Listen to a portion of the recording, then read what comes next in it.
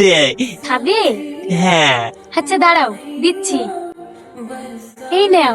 হেই পাগলা, তুই এইভাবে প্রতিদিন ফিতে ফিতে রস খেয়ে চলে আসিস কেন রে? এই, ওইভাবে কেউ বলে? টাকা তো সবার সাথেই লি, ও নয়তো এক গ্লাস ফ্রিতেই খা। খাও খাও, তুমি খাও। কিরে শ্যামলি, আজ এত সকাল সকাল রস নিয়ে ফেলেছি। দে দে, ওরে টাটকা রস এক গ্লাস ঢেলি দে। এলেন।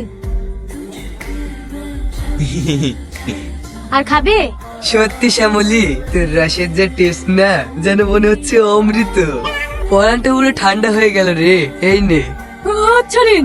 তোকে দেখে আমার খুব কষ্ট হয় জানিস, অফারটা অ্যাকসেপ্ট করে নে না, তোকে আমি রানী করে রাখবো। ছি, আপনার লজ্জা করে না? বাড়িতে দুটো বউ রেখে একটা মেয়ের বয়সের মেয়েকে এভাবে কুপ্রস্তাব দিতে?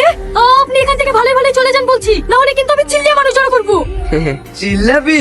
চিল্লে কোনো লাভ হবে না, তুই তো ভালো করেই জানিস এই গ্রামের মডেল আমি। আমার কথাই শেষ কথা, যা তোকে আমার 3 নম্বর রানী বানাবো। জানেন বলছি।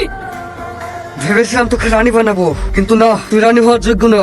লালটু, ওকে নিয়ে চল আমার বাগান বাড়িতে, ওকে মাত্র আশু বানাবো। এই চল। এই শয়তান, ছাড় আমাকে, ছাড় ছাড় বলছি, ছাড়। সর।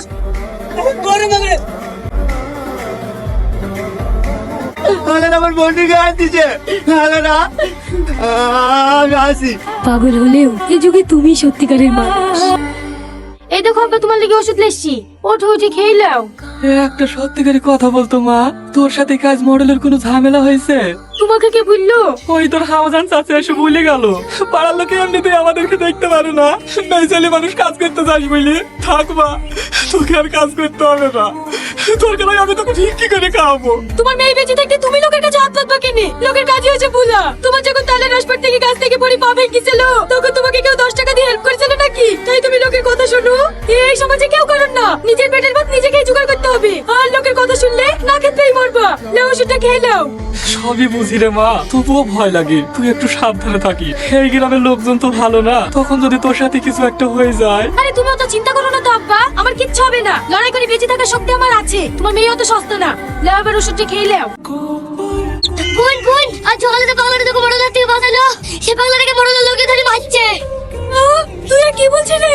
চদিনি এই সামনে যাসনি মা, যাসনি, তুই বড় লোক ভালো না, কত তুই যাসনি। পালা পালা, শুনে আসছি রে। আজ আমার ছেলে তোমার এই অবস্থা হলো। তখন কে বলেছিল তোমাকে আমার ছেলে ওদের সাথে ঝামেলা করতে? তোমার এই সব কিছুর জন্য আজ আমিই দায়ী। না কিছু হয়নি, শুধু শুধু আমার লেগে এত মার গেল। ওঠো।